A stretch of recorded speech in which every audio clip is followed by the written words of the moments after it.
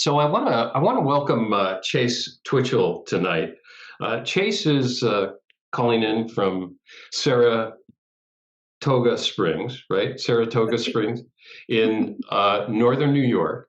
And she's a poet, and she's a Zen-inspired poet. She's got 8 books of poetry out, and she was a teacher of poetry for many years at institutions like Princeton University, University of Alabama, at Hamilton College.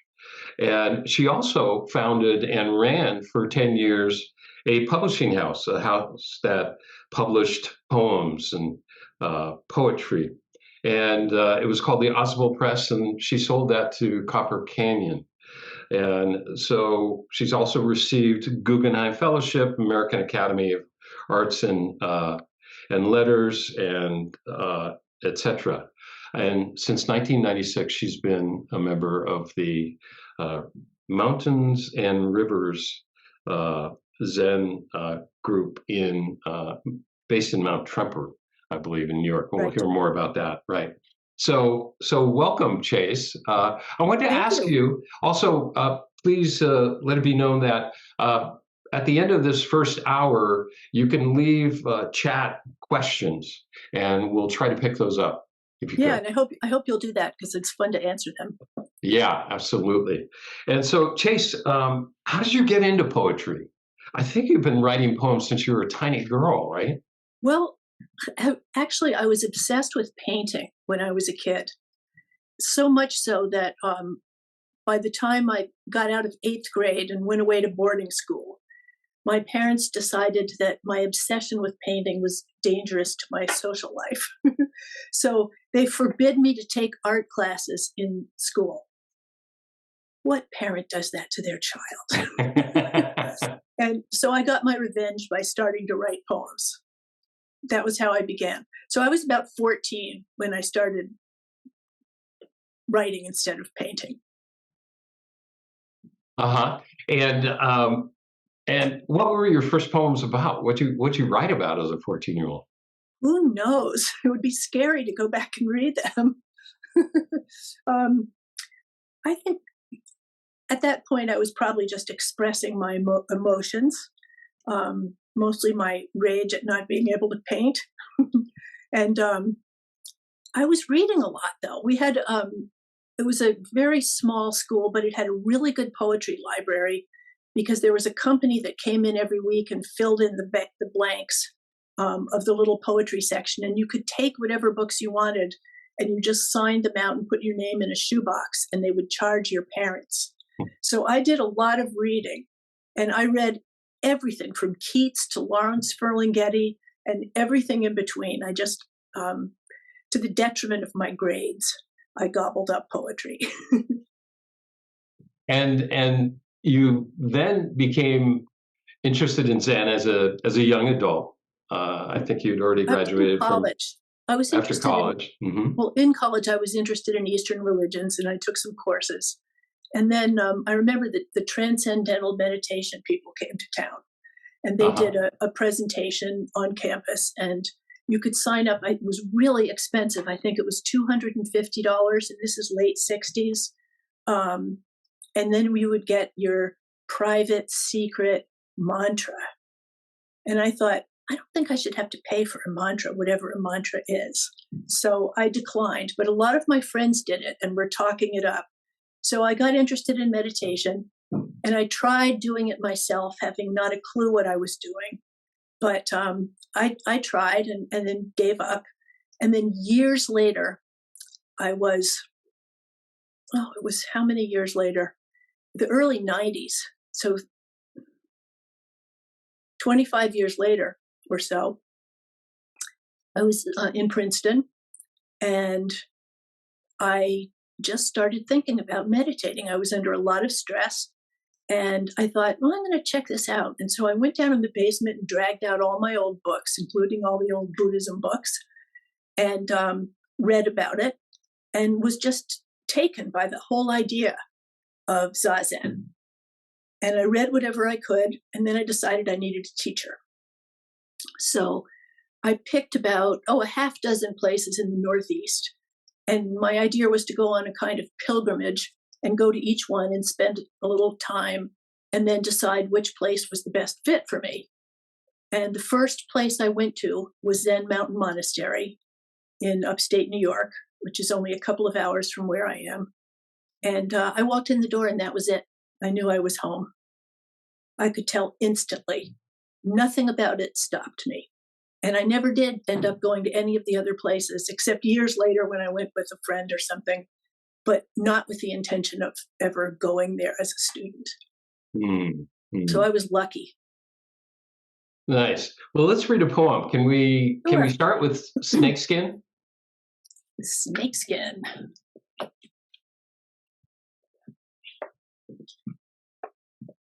Snakeskin.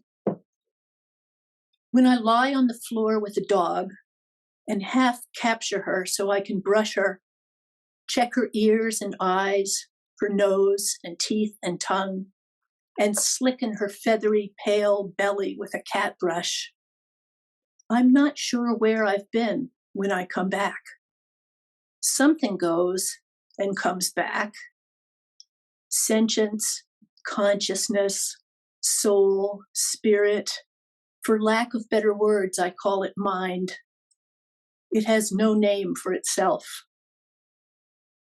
When I was a young snake and sloughed off my first skin, reborn a quicksilver rivulet in the grass, my body was a question answered by the crisp gray lace it left behind.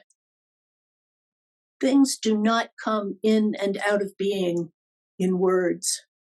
There are no words until after. I love that. I love that quality of there are no words. You know, the Tao Te Ching, the first lines, the Tao that can be spoken of is not the true Tao, and the word that can be said is not the true word. It reminds me of Paul Valéry, the French poet, saying, "Seeing begins when you forget the name of the thing you are seeing." Yeah, that's great. And for lack of better words, I call it mind, and that, of course, that's Zen, right? So you came in 1996, the Mountain and Rivers Order, and you... Actually, 95, 96. 95. Normal student. Okay. And you studied with John Daido Loori, is that right? And I did. I drove in there with my wife in the parking lot. We drove around and they were having a retreat. So we drove out and I've never seen it. Can you describe Mount Tremper for us? Well, Mount Tremper is kind of nowheresville. There's not really even a town. They have a post office and that's about it. And so it's really in the country. It's in the Catskills in the middle of a preserved area. So it's really wild and remote and very beautiful. And the monastery originally was a Lutheran church, a big stone Lutheran church. And then I think it became a Lutheran summer camp for a while, or it had some middle life before John Daido Loori found it and bought it and decided to start what he referred to as a Zen arts center there. And so for a long time, there was a big crucifix on the end of the building. I think they've taken it down now. But it had a Lutheran vibe definitely to it. And when I first started going there, it was pretty bare bones. It was pretty simple. There was the one main building and then one smaller building that I think had once been a caretaker's house or something like that, which was the offices and the little store where you could buy a zafu and so forth, and a couple of rooms for students. And now it's really different. They've really added buildings. They have a big center. It's a big Dharma house where they have presentations, and it's pretty wonderful. And they have a studio there where all the sewing goes on, and another studio where people can teach motion, body movement, dance, etc. And the grounds are beautiful. And my favorite part of it is a huge garden, which they grow all their own vegetables, all their own produce, and it's quite wonderful. So, is it largely a monastic order with some residency, or can lay people come in just visit over short periods? Or? Well, it's open on Sundays for anybody who wants to come to Sunday service and then stay for lunch, which many people do. And it's back when I was first a student, it was very rigorously planned out so that every weekend something was going on. If they weren't in session, then there was a workshop of some kind or other, or sometimes 2 or 3 at a time. And they might be in things like archery, art, study of the sutras, sometimes all kinds of activities and classes. Yeah. And it was really busy all the time. And now it's much less so. There's a session, a week-long session every month, and there are maybe 1 or 2 other workshops or events the rest of the month. And so it's much more monastic now and less of a school, I would say, than it used to. And I prefer it this way. I like the quiet. The quiet. Nice. How about Glimpse? Could we read another poem? Sure. Glimpse. This is a poem from a book called The Snow Watcher, which is about my very early days of Zen and what the experience was like of encountering it for the first time. And I just want to say, I love the title, The Snow Watcher, and I stole it from a children's poem. I love kids' poems, and this was a 1-line poem. I pushed through a crowd of snow watchers. That's the whole poem. I thought it was great. Okay, Glimpse. It was as if a window suddenly blew open, and the sky outside the mind came flooding in. My childhood shriveled to a close. Thread of smoke that rose and touched a cloud, or the cloud's replica adrift on the slow river of thinking, and disappeared inside it. In that dark water, a new lily was opening, sky white out of the muck. It was only a glimpse, quick, like a bird ruffling.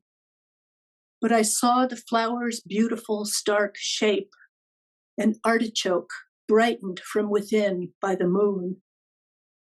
A path lay shadowy under my feet, and I followed it. A path lay shadowy under my feet, and I followed it. Also, in that dark water, a new lily was opening, sky white out of the muck. Yeah, that's so great. So, are you I don't know him. I've never met him, but Shugin Arnold, I think, is your yes. He's my current teacher. And I think he's headed. Do you work on koans or shikantaza or both? I do shikantaza. Okay. In fact, there was a quote that you put on the announcement for this evening that quoted me saying something about a koan. And that quote has come back to haunt me so many times. I've never worked on koans. I've always done shikantaza. But it was taken out of context in the interview I did. I think it was an interview in Tricycle. And so many people have come up to me and said, oh, tell me, what about koans? And I have to say, I don't know anything about it. Sorry. Yeah. Well, good. We get some feel of koans in your poetry, I think. Well, I still think about them all the time. I've just never worked on them formally. Yeah. Well, the water's fine. Jump in,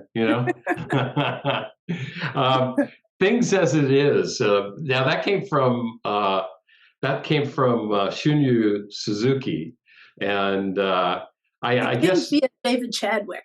Yeah, David Chadwick is a longtime friend of ours, and he's a luminary, as you are now. You are a luminary, and so David, I guess he's probably the primary biographer of Shunryu Suzuki, and I guess he was talking to Suzuki Roshi one time. He says, "Don't you mean things as they are?" He was transcribing a talk. Yeah. And, he came across the phrase "things as it is," and he said, "Roshi, I think you've got this wrong here. It's supposed to be things as they are." And Suzuki Roshi said, "No, what I meant was things as it is." which I thought was great. Yeah, yeah. I really come to appreciate Suzuki Roshi more and more these past years.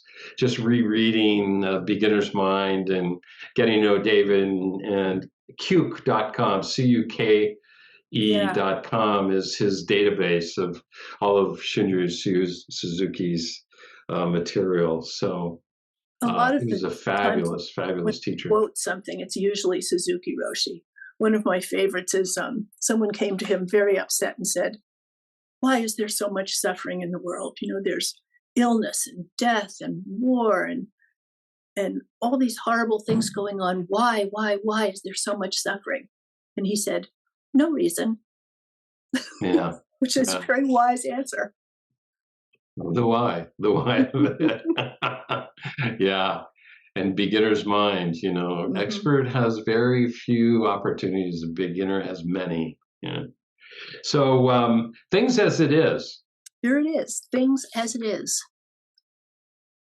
Last night, my hand began writing in the hand of some future me, as if a branch in wind had scribbled on freshly fallen snow. In the dark, coyotes called back and forth in the bird silence. I put down the pen and went outside, stood listening to wind in snow's translation. Wild dogs, teach me a few of your words before I die. Yeah, I love that. Wild dogs, teach me a few of your words before I die. Ah, I wasn't sure. Should I put this things as it is, under a environmental rubric of, we'll talk about environmental issues shortly, or should this be under spiritual awakening? And what's the difference, right? What's the difference? Wild Indeed, I was dogs, about to ask you. teach me a few words. Teach me your words before I die. That's so great. I want to wake up. I think that the desire to wake up is, Mm, I think it can come to anyone really. I don't know why. I wrote a poem about why do I have this urge to wake up? I don't know. mm, mm. Don't know. Some people have it. Maybe it's a basic urge of humanity, right? I wish it To were. realize that self and other are not two. Yeah. So, Yeah. politics these days, I wish that were more in people's foremost in people's minds. They claim they're not two, but they claim they're two, but they're not. Right. Even that. Yeah, you've got a poem called "Clouds and Water," and I just want to read the very last few lines of that, if I might. It's several Please. pages long. Whether slumming in the ghost lands of memory or striving for the pure precincts that lie before thinking, I chase an animal I rarely see, though clearly it frequents the pond. Sometimes when I kneel to drink where it drank, its face looks back at me. What is this in reference to? I guess it's a desire for a response or proof that the quest is answerable in some way. That elusive animal is it takes many forms. An elusive animal is just one of them. That's not a very clear answer. That's perfect, though. Not clear is good. Yeah. You know what it reminded me of actually was the famous Dongshan. When he looked in the water and he saw his face, he was awakened and he was looking right into his original face, right? Mm. And that's what he saw.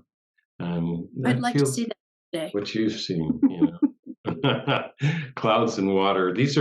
Many of these are from things as it is, and some of them are from horses where answers should have been. So horses where answers should have been. The And by answers. the way, Glenn Hyunga, I think, did this illustration. You probably all have seen this illustration. It's wild. It's I really love good. it. You know, when I sent them the manuscript and they sent me a Grand Hyunga image of a horse. And of course, the title is Horses Where the Answers Should Have Been. And the last thing I wanted was a horse, a literal meaning. So they said, okay, how about this one instead? And I just loved it. Nice. It's kind of scary. It's male. I like the way he's drawn the foot and then corrected it and left the old foot that he didn't keep on the page. It's a kind of spooky male ghost animal, and I think it's very powerful. Yeah. I like his work a lot.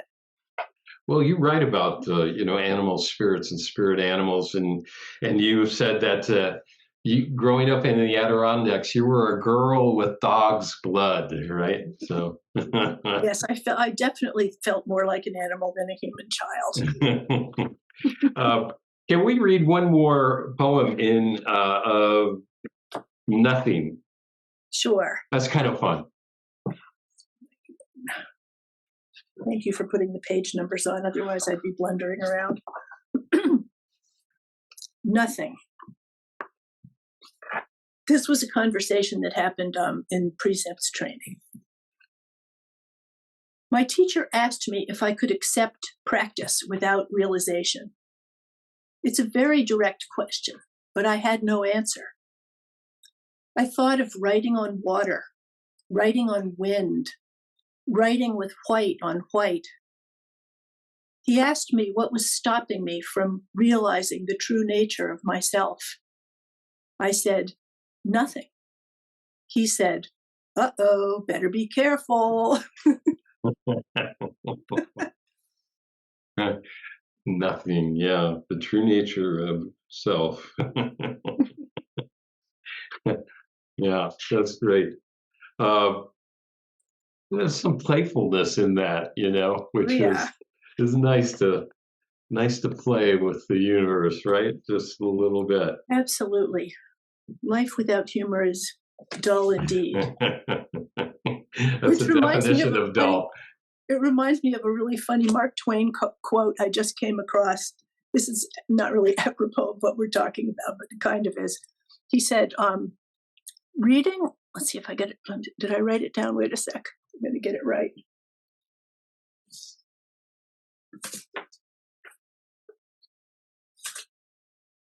Oh, yeah, here it is.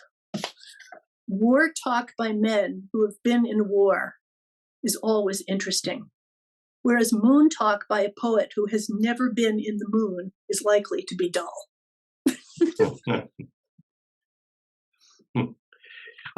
Speaking of moon and earth and sun and stars, you've said that all of your poetry is an elegy to the earth. And you've got so many poems about, frankly, the destruction of the earth, which we're obviously all painfully aware of.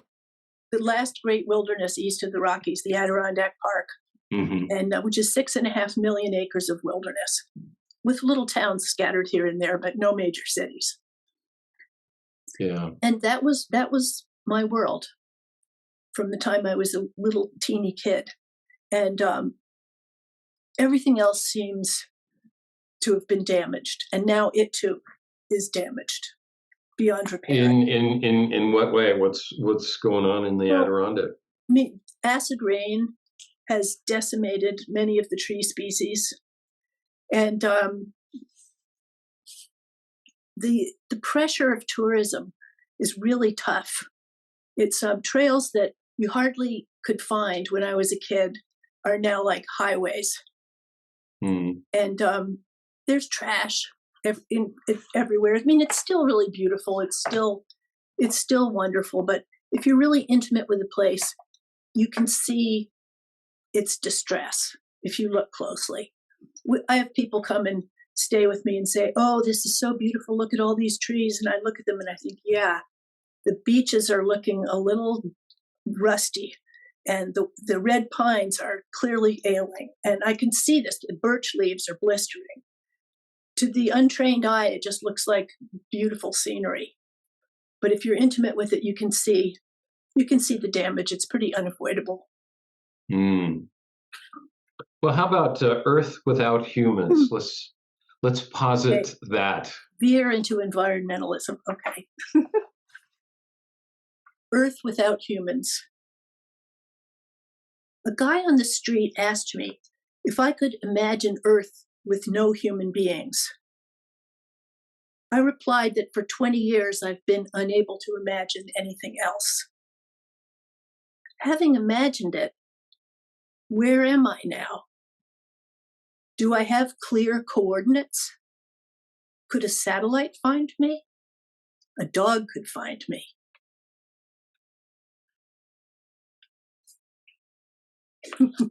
There's something just kind of deeply satisfying in a dog being able to find us, you know. When a satellite can't. I would trust a dog more than a satellite. How is Rebus doing below your feet? I notice he's not making any noise now. Out. Poetry bores him silly.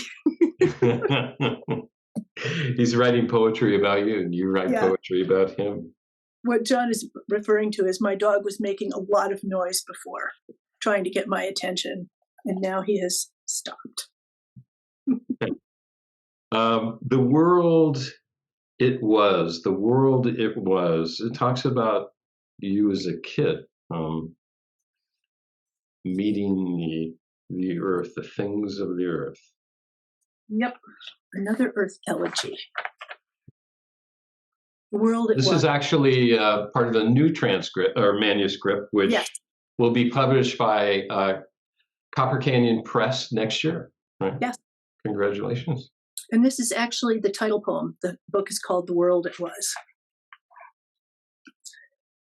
I was a kid transfixed by the endlessly mutating, gloomy rooms among the trees, and I wandered far. At 17, I married thunder and wind and snow. I took vows. I pledged to be only half human, so only half guilty of our crimes against Earth and all its beings. Wherever I am, I visit Earth's memorial. Sometimes I leave a few words in the dirt on a car. The memorial surrounds us. Earth's body is its grave.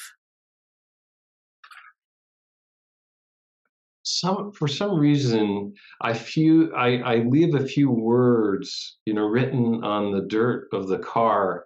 That image has followed me ever since I read it. Is there a backstory to this poem? Is there anything? Not really. Not really. It came out of the ether, the way most of them do.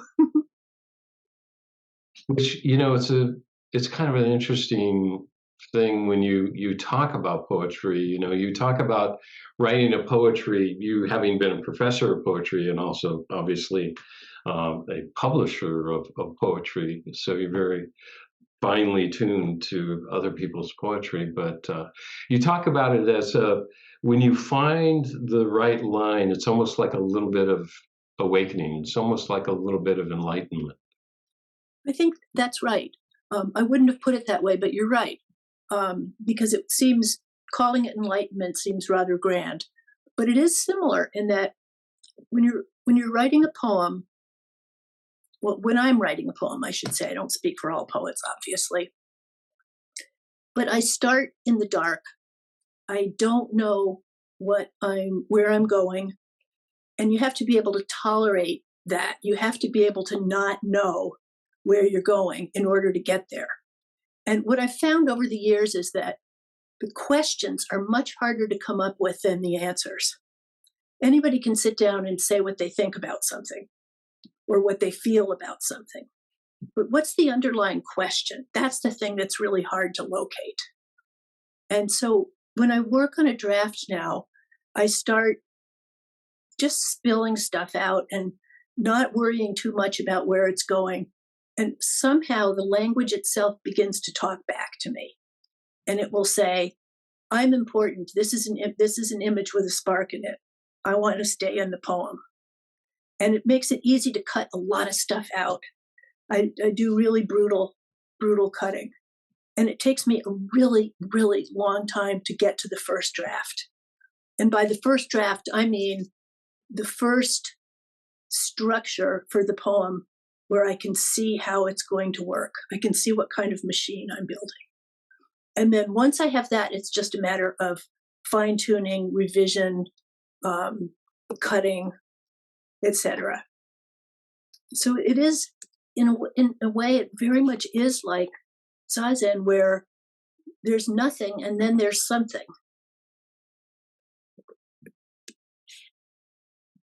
Nothing and then there's something. Yeah, I guess, you're talking about, in some ways, about not knowing, and about, having this willingness to sort of step out and have the heart of the poem come to you. It has to do. Is that the process? Yeah, a lot of it has to do with the intellect and sidestepping the intellect, sidestepping logic and rationality and so forth, which we're all trained to think with. We're praised from the time we're probably in second grade for expressing abstract thoughts clearly. And that gets in the way of writing poems. Writing poems, you have to be able to go where logic can't go. You have to be willing to be inarticulate, to be in a state of not knowing. It's like what Keats called negative capability. To be in a state of, I think I have that quote here. Wait, let me get it exactly. Where are you, Keats? Oh yeah.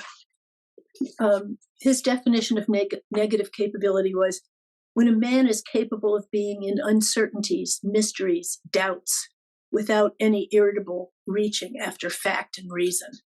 That's the kind of mind, I think, that allows the door of the poem to swing open and let you in.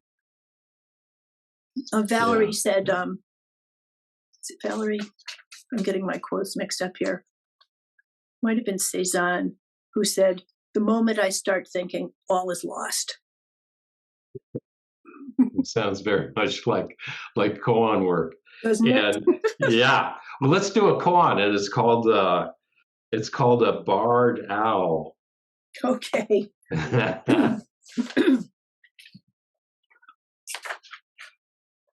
This is called Who Cooks for You, which some people say is what the barred owl is saying.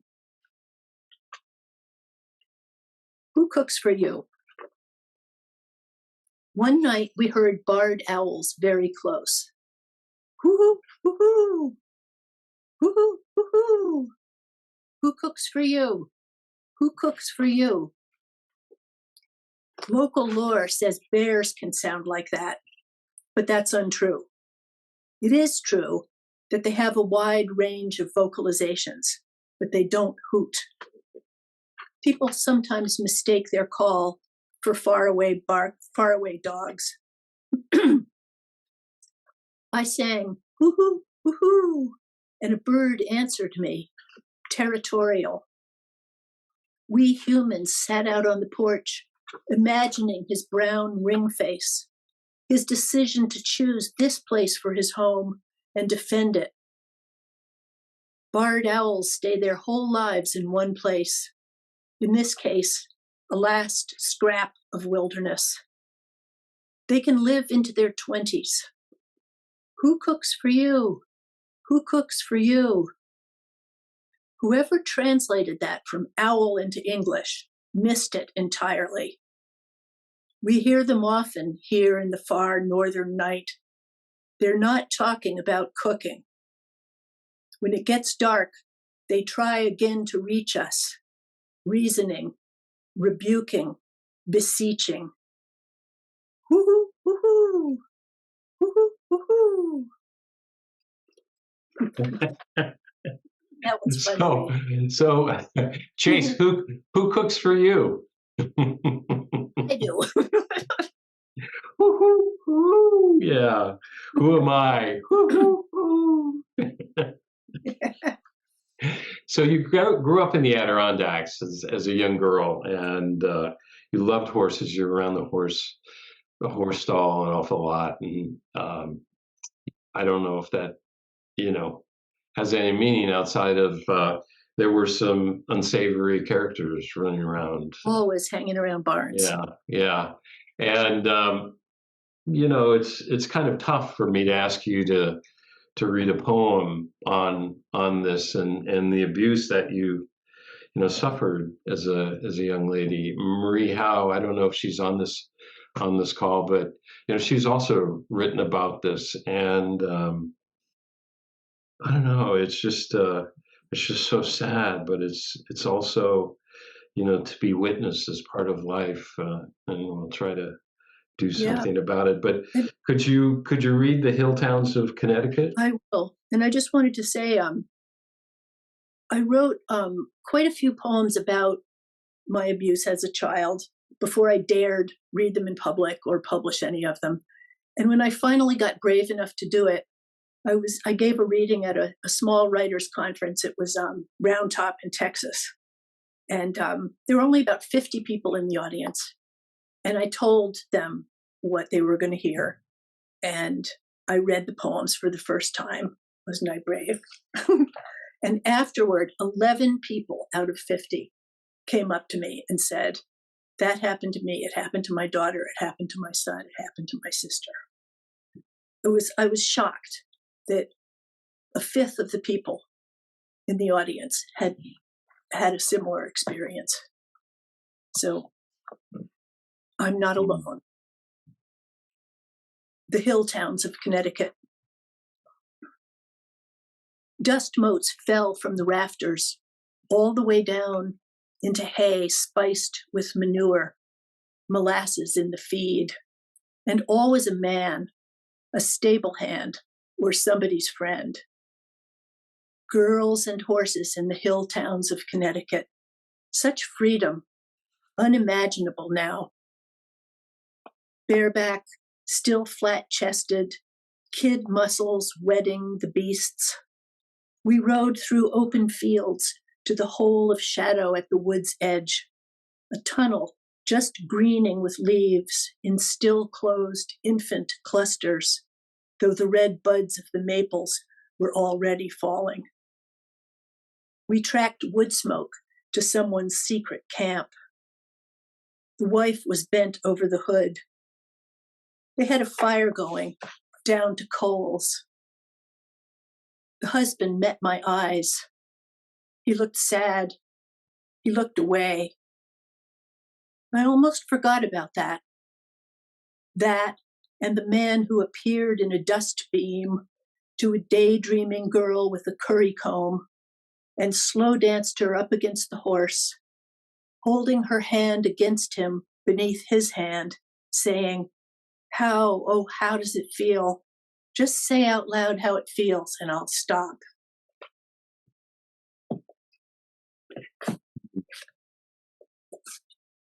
This young girls having a voice, just being able to speak, to say no. Yeah, rough stuff.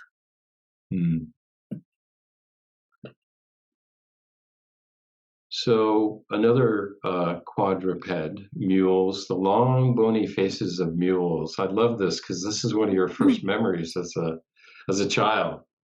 Yeah, they say that children cannot remember their earliest years, but I have 4 or 5 memories that I'm absolutely certain are memories from when I was 2 or 3. And this one dates back to when I was 2, because when we lived in the place next to the field full of mules, we left when I was 2. So it had to have happened then. The long, bony faces of the mules. In an early memory, the heads of 2 black mules appear out of fog, over a single strand of barbed wire. In another, I stand rattling the crib bar, alone, my bottle on the floor. Who threw it? And what was held up to the long, bony faces of the mules? Why do I desire to see things as they are without me, or claim as my ancestor the mountain hermit in a cave with no distractions, no companion minds? I don't know. Who wants to know? Back in the days when a child could ride her bike 2 miles to school on the first warm morning, sweater arms around her waist, the infant leaves unlocked at last, and not think about anything but words for the hard tires striping the litter of fallen buds, wholly absorbed by the spoilage and mystery.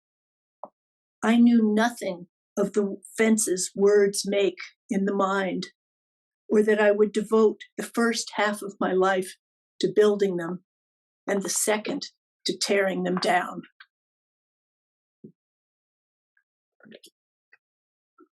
I like that. I knew nothing of the fences words make in the mind, or that I would devote the first half of my life to building them and then the second to tearing them down. That sounds exactly like the Heart Sutra, right? Walls in the mind, and therefore no fears far beyond Undiluted thoughts. This is nirvana. Yeah. Right here is nirvana. Yeah, that's great. You know, another theme. So much of your poetry is about relationships, and certainly in your earlier books, it looked to me that you had a lot of poems about your father. And your later books, you seem to have a lot of poems about your mother. And it sounded like your father was not an easy person necessarily. Neither one of them. They were both handfuls. Yeah. So raise your hand if you had a difficult father. But I was really touched by a lot of the poetry about your father and your mother. And I have to say, I asked you to read the poem Maverick about watching TV, because my father always used to come into the TV room and say, "Is there a cowboy on? Is there a cowboy show on?" He liked then he did, and then we would sit down and we'd watch a cowboy together, and that was probably some of the nicest time that I spent with him. So how about Maverick? We were allowed one TV show a week. And I always chose Maverick because I could get my dad to watch it with me.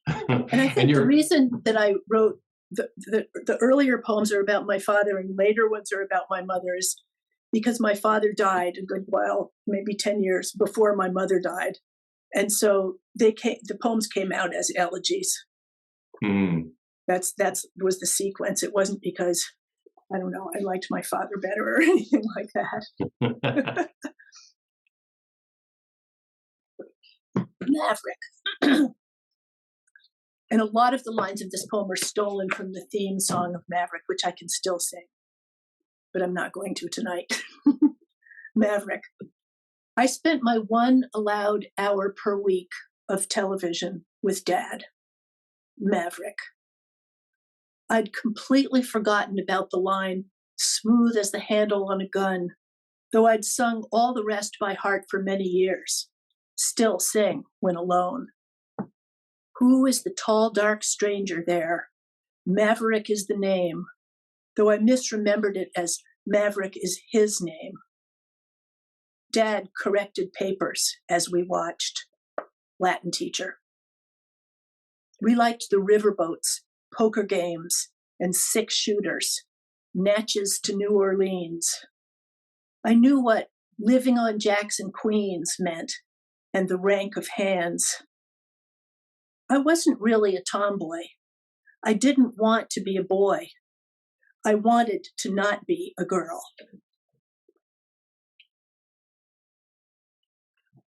A couple of lines in that poem I just really I love one is smooth as the handle on a gun, Yeah, I wish I'd written that one. and the other is I wasn't really a tomboy. I didn't want to be a boy. I wanted to not be a girl. How was that in your child Good life? question. If I ever figure it out, I'll let you know. No, I think because of my early experiences, it was safer to be a boy than a girl. Uh, you mean the scumbags and that sort of Scumbags thing? childhood, yes. Wow. But also, I mean, it was cooler to be a boy. I didn't want to play with dolls. I thought dolls were ridiculous. I wanted to build forts and tree houses and shoot arrows and blow things up. So I Mm, think I really did tend toward boyhood when I was a kid. I remember mm. my sister, who was definitely more of a girl than I was, had a bunch of dolls, and one day I persuaded her to let me cut their hair, and I cut all their hair off. Bad boy. And it wasn't a doll where you could just pull out more hair, right? No. Yeah. Well, you also seem to love going off in the woods by yourself. You seem to have done that a lot. And I did. As a yeah. kid, I spent most of my time alone in the woods. I often slept in a tent. Um, I felt more like an animal than a child, really. Kind of got that feel from the the long faces of mules, Yeah, this desire to be out away by yourself in the woods. Yeah. Yeah. it Nice. seemed like a more level playing field, I guess. Just Yeah. the metaphor. So your father was a teacher. Was he He a was a professor Latin or a high school teacher high or school. He high taught at a school? boys' prep school, Hmm. and he taught Latin and English and coached the baseball team for Hmm. 40 years. Wow. Wow. And then your mother, and she seemed like, I don't know. I just finished Crime and Punishment by uh, Fyodor Dostoevsky. So they use these terms, but she seems very high society to me. She would like to hear you say that. She'd be very happy to hear you say that. Whether it's true or not remains unclear. But she had this wonderful party when she was getting older. She was in her 80s. We threw her an 80th birthday party, pulled out all Okay. the stops, and it was she was kind of like an icon of herself that whole evening, and she became the person she wanted to be, the person she wished she were, and that's what the poem is about. It's kind of a portrait of the person she wanted to be, or hoped that other people would see her as. Mhm. So I read that one. Yeah, please. Mom's party. Maria arranged dahlias in a vase Mom thought was too tall for them.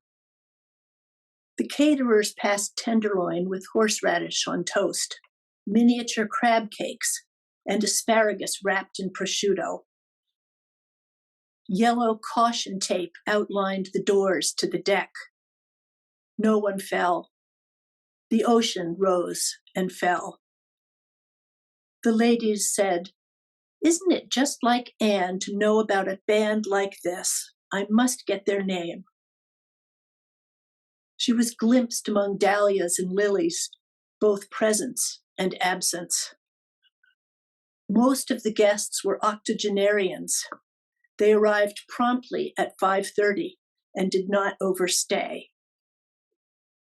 No one left without having had a word with Anne, silver mermaid, shawled in the last gleaming sea of her element, both presence and absence. Yeah. A lovely image of your mother with her friends, both presence and absence. One of our friend David Hinton's favorite ways to describe form and emptiness. You know David. You know his work. I know Sure. as a translator, yes. Yeah, His yeah, wife is also a poet, I believe. yeah. And he's out with a new book, and it's called Orient, like as in Orient to find your way, not Orient as in East Asia. Ah. So very, very touching. It made me think of my mother's passing. Um, and you've got a poem in Things as It Is called Her Ashes. And I get this very, tactile, very heartfelt feel for your mother and your relationship to her. Could you read This is that? a poem about scattering her ashes in the ocean off the coast of Rhode Island where she lived. Her ashes. I touched them, her ashes, when we gathered by the Atlantic's cold green-gray concussions to free her, handful by handful, from the form she had taken in the world. She was silky and gritty and purified. I had to rinse her ghost from my hands. Bye, Mom. Hi, Mom. Do you dream about your mother at all? For years I didn't. And just recently, in the last few years, I've started resurrecting both my parents in the dreams. Mm. And usually I'm younger. I'm a kid, and they're the parents. It's not in a relationship with the dreams.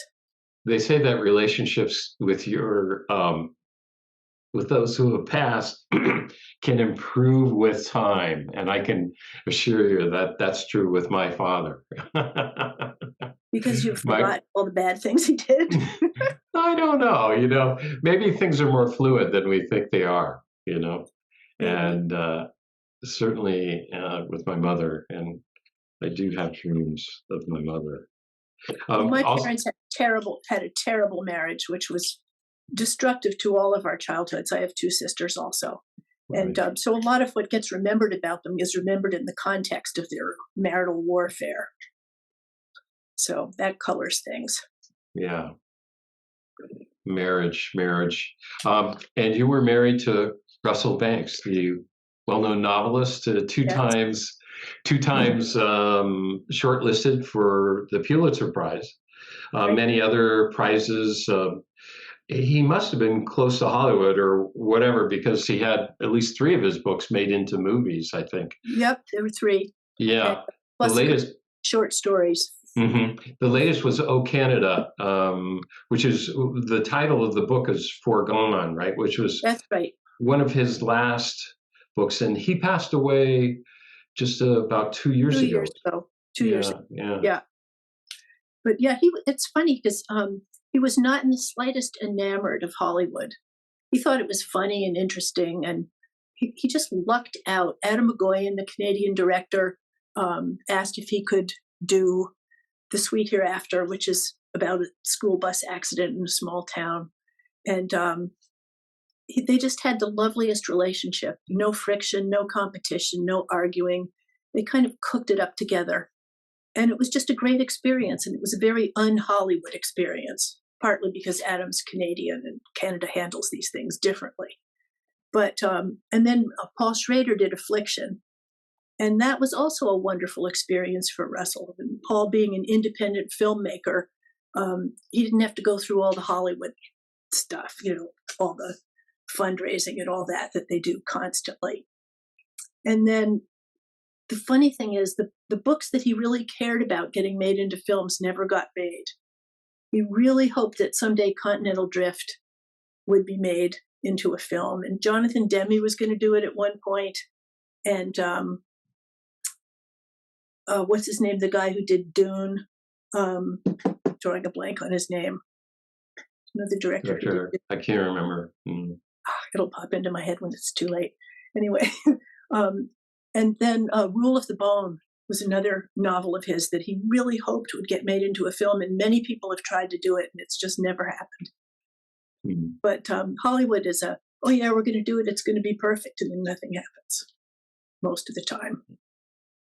I remember seeing the movie Sweet Hereafter years. I think it came out in early '90s or something, and it's such a touching movie. It's about, and I'm sure many of you folks have heard the story. It's a school bus swerves off the road and crashes through the ice in a pond, and 14 of the 15 school children in the bus drowned, and then the bus driver survives as well. And this small town, I think the book is set in Vermont, but the movie is set in Canada.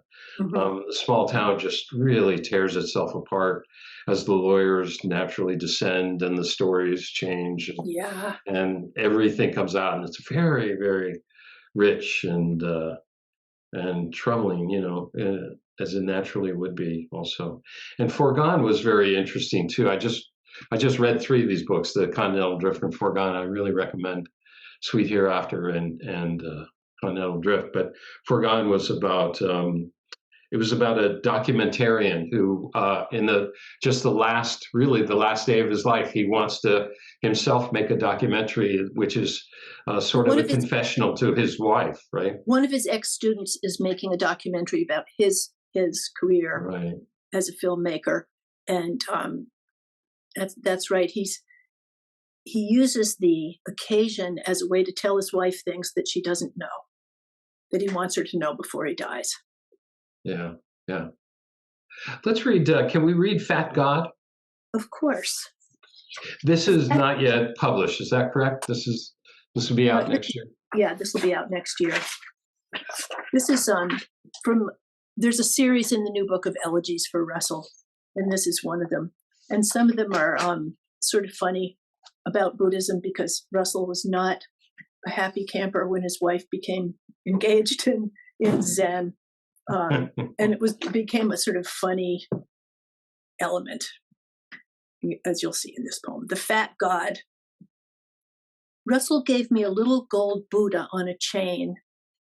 The salesman told him, yes, we have the Fat God. The gift was a peace offering, a small joke, an apology for having verbally paintballed my argument that Buddhism was not a religion since it had no God. Poor Buddha, dangling among my necklaces. I wear him often, little gold lord of my heart. But sometimes he looks out from between my breasts and sees no Russell, so I have to take him off again. The Fat God. Yeah, I guess he thought you were joining like a cult, as if it's not a cult. I don't know if it was a cult or not. But what was his objections to, staunch atheist, doing Zen? Atheist, Okay. And he had a wife, an ex-wife, who became a rainbow person. Do you know who they are? They're a group of old hippies, basically, who convene once a year at some national park or other, and totally trash the national park. It's like 2,000, 3,000, 5,000 people camping all at once. And she became a rainbow person, lived in a teepee, and I think he had flashbacks. He was afraid I was going to go a similar route, which was ridiculous, of course.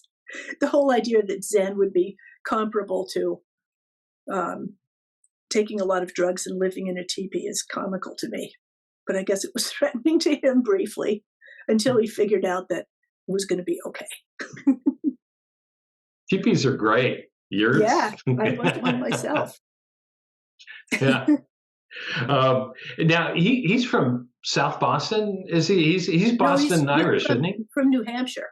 Oh, okay. From New Hampshire. He's like Irish, and he had kind of a tough upbringing, did he? Or yeah, he had a very tough upbringing. Brutal father. Actually, both his parents were pretty hard on the kids, and he grew up dirt poor, no electricity, no running water in his childhood, and his father abandoned the family when he was 12 and said, "Okay, son, it's up to you now." And he had 3 siblings, one of whom later died. And he said, "Okay, you're the man of the house." take care of everything. And so Russell, from a very early age, had huge responsibility. And how he became the writer that he became is kind of a miracle. What were his sources of inspiration? Well, I would have to say that his main subject was fathers and sons. He worked on that his whole life, even in his final novel. Next to final novel, Foregone is the next to final one. There's one after that called American Spirits, which is 3 novellas, also set in the North Country. But I think that his work was, the ground zero for his work was the relationship between fathers and sons. And although that tree had many branches, that was the root. There's a mixed metaphor for you. Did you just in in a working relationship, did you trade poems with him and he trade writing? Did you comment, or did you have your own firewall of independence? Both. We always had separate workspaces. In one house, he had a separate cabin. In our place in the Adirondacks, he had a cabin that he would walk over to. It was a couple hundred yards from the house. And he would just disappear. And even when we were in the same house, we had always had separate studies. And he usually get up really early and I wouldn't. So sometimes I wouldn't even see him till dinner time, even though we were in the same house. And we worked strictly separately and never showed anything to each other that was still in progress. We would wait until something was pretty much finished enough so that you would send it out for publication, but wanted a double, a second guess on it, somebody to do a double take on the work. And so we were both, I think, really useful to each other. I think one of the most useful things a reader can be is a shit detector. And if you're married to somebody, you can spot it really fast. And so if I read his work and I found a line that just didn't ring true, I could point it out and he would recognize that. And the same thing with me. There would be something that was just off, or a bit of vanity, or a bit of carrying on too long when enough had already been said. He was a genius at pointing those things out. And he was a really, really useful critic for me. And I have a few friends, very few. I don't show my poems to a lot of people, but I have 3 or 4 people whose judgment I really trust. And I show them work, and it's invaluable to have feedback from people who are well-read and smart and know what you're trying to do and are brave enough to tell you the truth. That's the important part.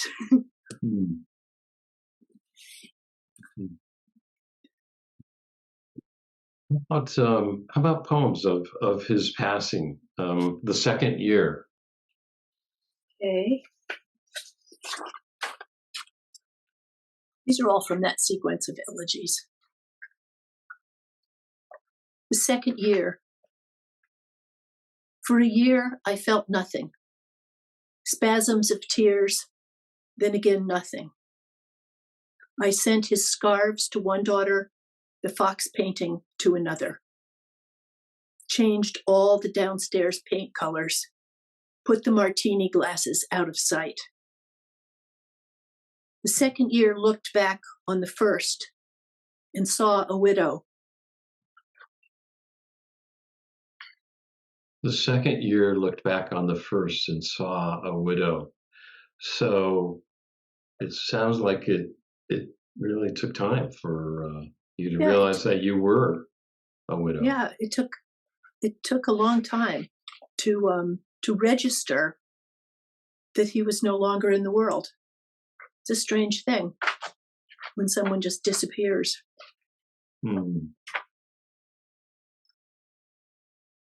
And there's not really an adequate vocabulary for mourning, I don't think. We have to make it up anew each time. seems. Hmm. And writing these poems, is this helpful to you in It is helpful. understanding its passing? It took me a really long time to get started on them, over a year. And then it was a year of false starts, a year of trying to write about it, but failing. And then all of a sudden it was as if the door opened, and I guess I was able to feel the grief more fully, and that allowed me to express it. I guess everybody processes grief differently. And for a long time, I thought, this is weird. I don't feel very much. Shouldn't I be tearing out my hair and weeping wildly and so forth? And I was kind of numb for a long time. And I don't think that's unusual, really. But it was hard to write in that state, to write out of a state of numbness. Mm. So. And you also, you took ill for, you had, you caught a virus that actually, really I've had that health. for 7 years. Yeah. Yeah, it's called myalgic encephalomyelitis, which is the fancy name for chronic fatigue. Mm. And trust me, fatigue is the least of it. I think long COVID is turning out to be the same thing. Mm-hmm. It causes all kinds of bizarre symptoms. Mm.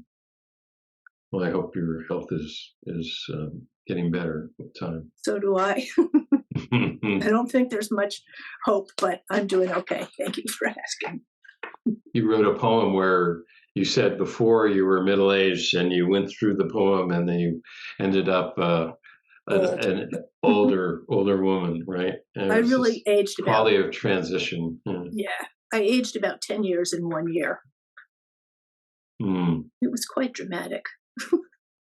Just physically, you just felt all that. Yeah. And it causes weird things like blood pressure fluctuations.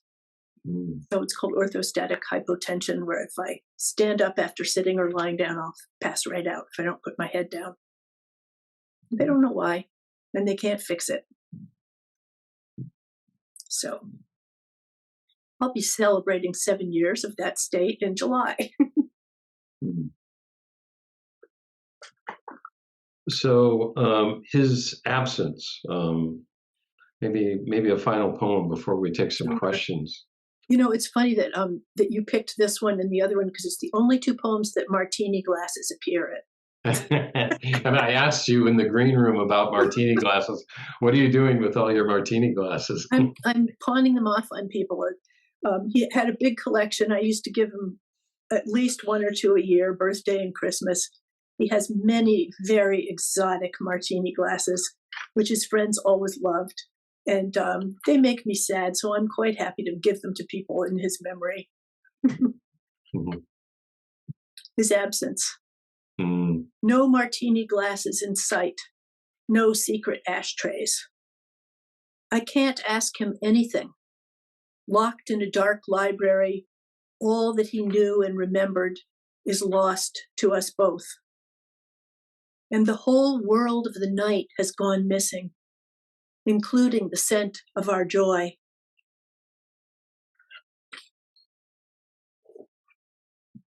All that he knew and remembered is lost to us both. I can feel that, with a close friend or somebody with tremendous experience, and of which you've enjoyed their presence for so many years, and then when you may lose that. Yeah. And it's strange with his illness. It causes memory problems.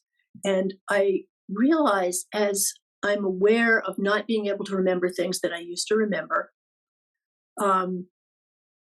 that every person is a repository of all that they remember and know. And when they die, it all just disappears.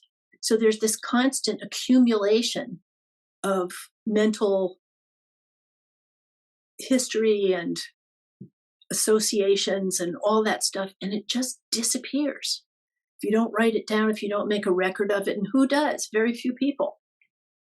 So it's just strange to think that what occupied me all during these years both with and without Russell, is just going to vanish into nothing.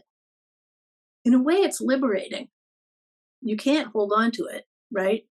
So, in a way, it's kind of, I feel a slight elation at being able to let it go. Mm. I don't know if that's wisdom or idiocy, but could be both. Yeah. Which is the summation of life, right? Right. Yeah. Yeah. Well, that's wonderful. Let's see if there are any questions Yeah, I'm happy to here. take questions if anybody has any. So let me see, Dan Kaplan. How does a poem or the start of one come to you, or a start of rumbling in you to flesh out a poem? In other words, what's the source of your poems? What does it feel like as Well, a I poem is coming talked about out? a little bit already that I think that if you're a poet for a long time, your brain becomes a kind of scanner, and you're always looking for things that you can use. And I have notebooks that I keep with scraps in them. I have one that's called The Orphanage, and that's where little bits and pieces of poems that I've cut go to live. I still like them, and I hope that someday maybe another poem will come along and adopt them. It almost never happens, but that's one. And then I have another notebook called The Compost, which is just things that I might be able to use someday that maybe they'll percolate there for a while and then turn into something. That doesn't happen very often either. But it makes me feel like I'm working when I can write things down. But really, where poems come from is an internal pressure that is really hard to pin down. But I feel it building in me that something needs to come out, and it makes me uncomfortable to feel that way. So I sit down and let my mind roam over a piece of blank paper and see what happens. But it doesn't have to do with talent. One thing I've learned from teaching all these years, I taught for 50 years, is that talent, it's not common, but it's not rare. What's rare is the weird drive that some people have to keep doing this crazy thing of finding language that goes where language can't go, that finds language that's like a net that captures things that can't be exactly paraphrased. And that's where the whole intellect is enemy idea comes in, that you can't think your way through the writing of a poem. It requires a different kind of mind. And I think that kids know this instinctually. I love teaching little kids, like 5th, 6th, 7th grade, 5th grade. For some reason, they're particularly swollen with poems at that age. And I could quote you some kid poems, but if you're interested. But where children's poems come from is such a pure and magical place that I hope that mine can come from a similar source if I can get back to it, if I can just drop that the kind of mind that wants to organize and categorize everything and get around it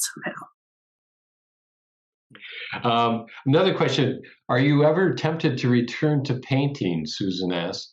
Do the colors and forms speak to you? Yes. And I try and fail. If I could go back to painting the way I did in 8th grade, I would be thrilled. But I can't. I simply don't have that. I've studied art too much in my life and spent too much time looking at things. Everything is dying on me. Wait a minute. Sorry. Electronic failure here. I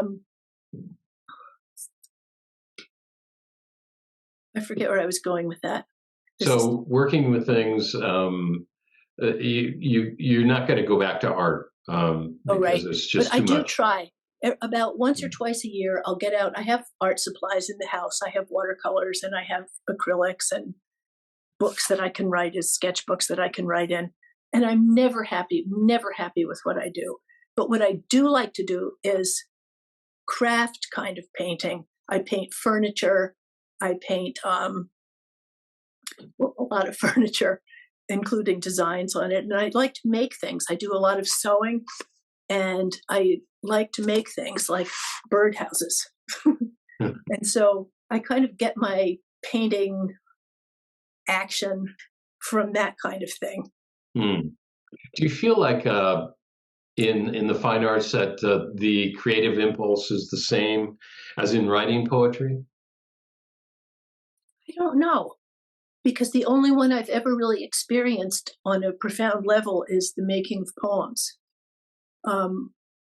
I do know that when I'm in the middle of painting something, or as I remember it, especially from when I was younger, more almost than the attempts that I've made when I've been an adult, there is a kind of what Elizabeth Bishop called perfectly useless, self-forgetful what did she say?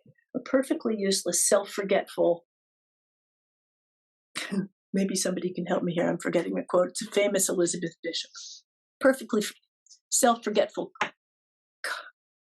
concentration. I think that was the word. Concentration. And it's, you do forget yourself. You forget. You forget yourself. You are not identified with the voice that is speaking, either in paint or in words. And it's not a constant state. It comes and goes. Little glimpses. I think the Zazen is the same way, at least in my experience. I haven't suddenly become enlightened. I get a little flash now and again if I'm lucky. But in writing poems, it's the same thing. Every once in a while, something will happen and you go, yes, I recognize that. That's right. Or that's almost right. If I tweak it this way, then it will be right. That's the revision process. Yeah. Forget the self, forgetting yourself. So it doesn't sound like you're selling paintings commercially. So you don't have. No, heavens no. Okay. Heavens no. If I'd been smarter, I might have been making money on my art, but instead I'm a poet. Okay. Well, we're glad you are as well. We're glad you are. So Ben asks, the poem title, Bad Movie, Bad Audience, caught my attention.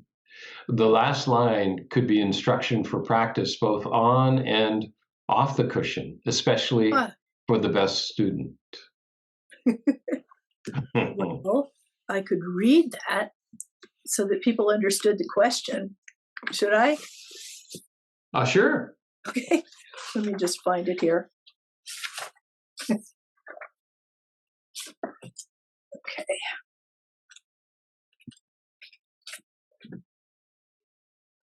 I've always loved going to the movies alone.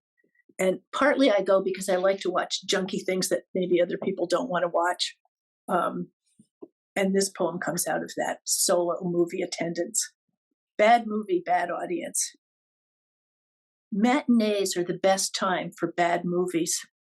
Squad cars spewing orange flame, the telephone dead in the babysitter's hand. Glinting with knives and missiles, men stalk through the double wilderness of sex and war, all through the eerie fictions of the afternoon. The audience is restless, a wicked ocean roughing up its boats.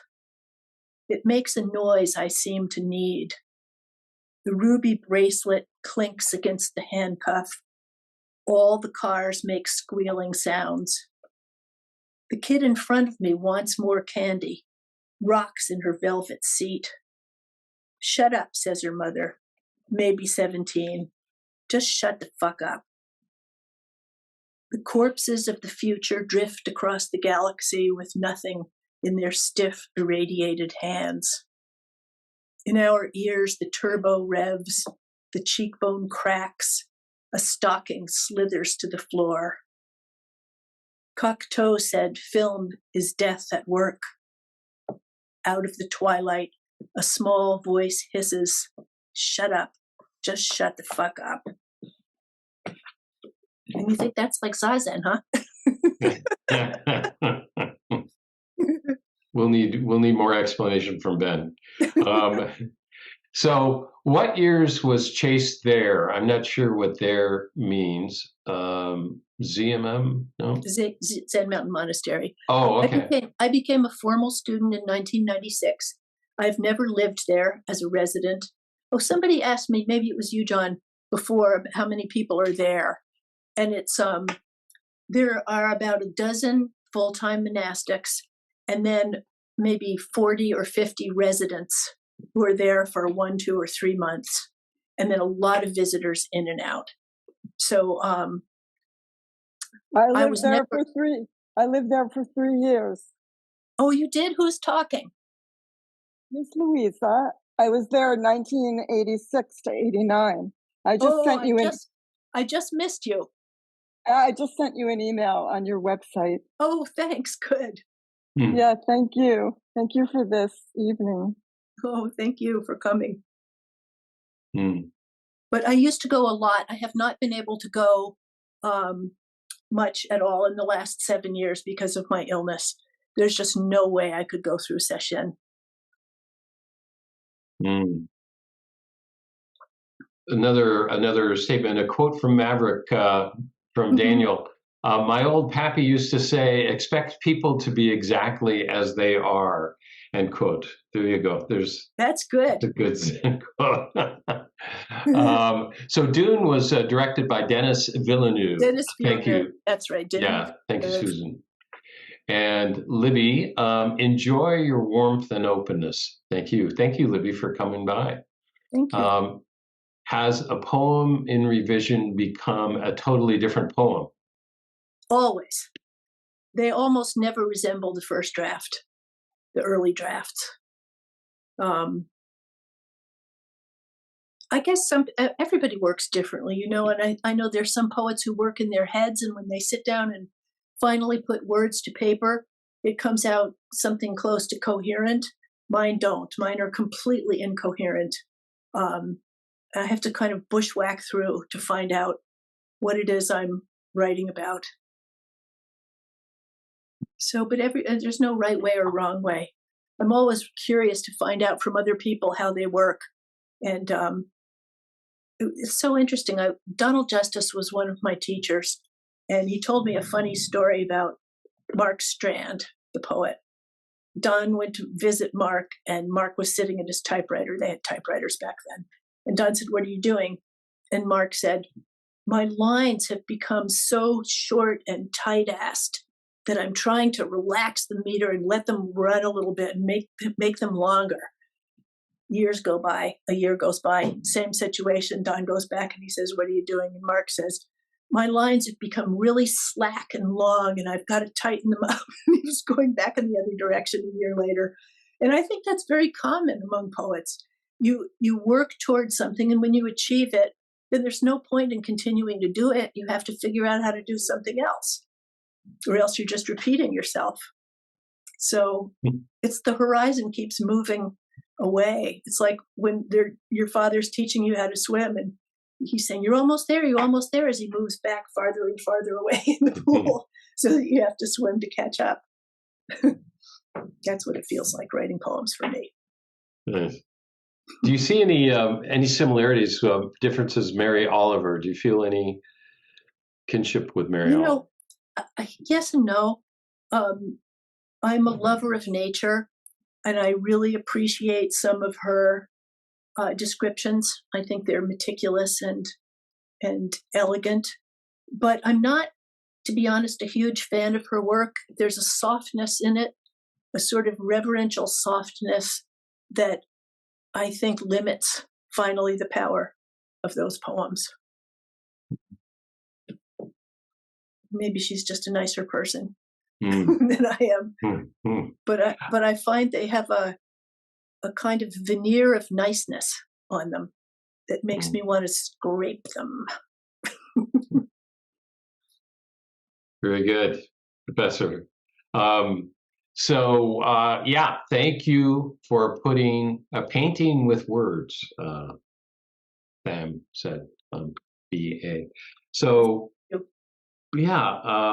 Chase, thank you so much for coming. This has just been my pleasure. Such a lovely evening, and I've really enjoyed over the last weeks just spending so much time with your poetry and reading and rereading it, Well, thank you I very much. I really appreciate the confluence for you of your Zen practice and your poetry. It's something that not a lot of poets, even like Gary Snyder or Jane Hirschfield, who I love and know, it's not something that they're quite as out front about. And you're very much, you bring your whole Zen practice right into your poetry, which I Well, I respect. try to do that. I think Zen changes the mind, and the mind is reflected in poems. So I don't see how it could be otherwise, really. Mm, nice, nice. Well, thank you, and thank you all Thank for you very much. coming. Yeah, Yes, thanks, everybody. I appreciate your being here. bye now. Bye.